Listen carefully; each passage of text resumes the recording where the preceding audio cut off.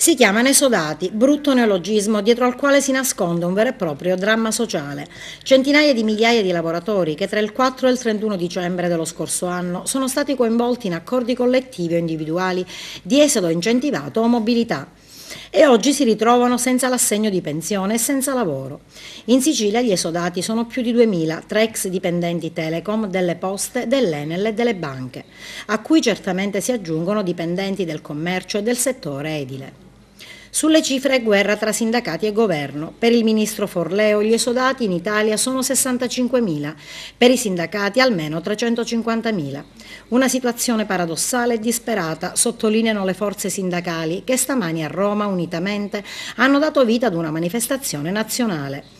Malgrado le tante rassicurazioni, non vi sono ancora certezze sul loro destino. È peggio per migliaia di lavoratori che hanno fatto accordi individuali di dimissioni anticipate. La legge infatti consentiva loro di poter andare in pensione, ma con la modifica delle regole si trovano oggi senza nessuna soluzione di accompagnamento.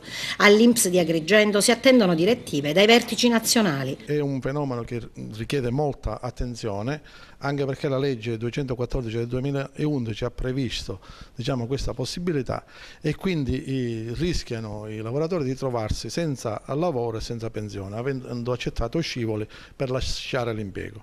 Il nostro presidente Mastrapasqua ha spiegato in audizione al Senato con un tavolo tecnico che il problema degli esodati sarà affrontato da un tavolo tecnico entro pochissimi giorni.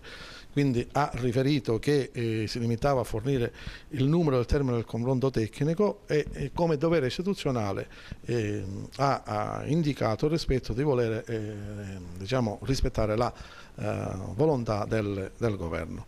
Quindi ancora non abbiamo notizie a tal proposito, quindi è un problema che sta molto a cuore non soltanto all'istituto ma anche a noi, perché capiamo qual è la difficoltà dei lavoratori e siamo in attesa di disposizione a tal proposito.